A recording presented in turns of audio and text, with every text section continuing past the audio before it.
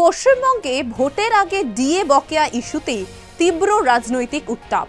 একদিকে মুখ্যমন্ত্রী মমতা ব্যানার্জি ঘোষণা করেছেন রাজ্য সরকারি কর্মচারীদের বকেয়া ডিএ ধাপে ধাপে মেটানো হবে। অন্যদিকে পুরনো সেই বিতর্কিত মন্তব্য, যেখানে মমতা ব্যানার্জি বলছেন ডিএর জন্য কেউ ঘেউ ঘেউ মিউ মিউ করবেন না। সেই মন্তব্য সামনে আসতেই প্রশ্নে বিদ্ধ সরকার। এটা কি সত্যিই কর্মচারীদের স্বস্তি দেবার পদক্ষেপ, নাকি ভোটের আগে জনমত প্রভাবিত করার বড় কৌশল? রাজ্য সরকারের দাবি, ROPA 2009 অনুযায়ী মার্চ 2026 থেকে বকেয়া ডিএ পরিশোধ শুরু হবে। বলা হচ্ছে মা মাটি মানুষ সরকার প্রতিশ্রুতি পূরণ করছে। কিন্তু প্রশ্ন হলো, এতদিন কোথায় ছিল এই প্রতিশ্রুতি? বছরের পর বছর ধরে কর্মচারীরা আন্দোলন করেছেন, রাস্তায় নেমেছেন, আদালতের দ্বারস্থ হয়েছেন, তখন কেন কোনো পদক্ষেপ দেখা যায়নি? ডিএ নিয়ে মমতা ব্যানার্জির একটি পুরনো বক্তব্য, যা আজও তীব্রভাবে প্রাসঙ্গিক। মুখ্যমন্ত্রী মমতা ব্যানার্জি সেই মন্তব্য, ডিএর জন্য কেউ ঘেউ ঘেউ মিউ মিউ করবেন না, ফিরে আসতেই নতুন করে শুরু হয়েছে বিতর্ক। প্রশ্ন উঠছে, যারা তাদের ন্যায্য প্রাপ্যের দাবিতে আন্দোলন করেছিলেন, তাদের কি এভাবেই অপমান করা হয়?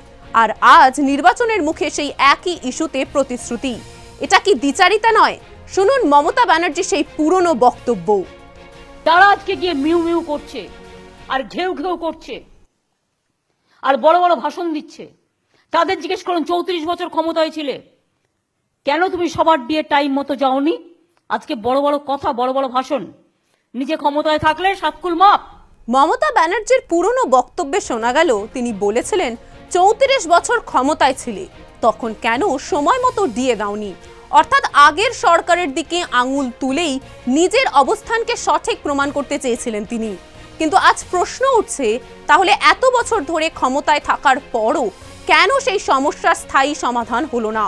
কর্মচারীরা বারবার আন্দোলন করেছেন, আদালতে গিয়েছেন, তবুও কেন তাদের প্রাপ্য মেলেনি? বিরোধীদের অভিযোগ, তৃণমূল কংগ্রেস সরকার তখন কর্মচারীদের দাবিকে খাটো করেছে, আর এখন নির্বাচনের আগে সেই একই বিষয়কে ইস্যু করে সহানুভূতি দেখানোর চেষ্টা করছে। তাদের মতে এটি শুধুমাত্র একটি রাজনৈতিক কৌশল, যেখানে বাস্তব সমস্যার সমাধানের চেয়ে ভোটের সমীকরণই বেশি গুরুত্বপূর্ণ।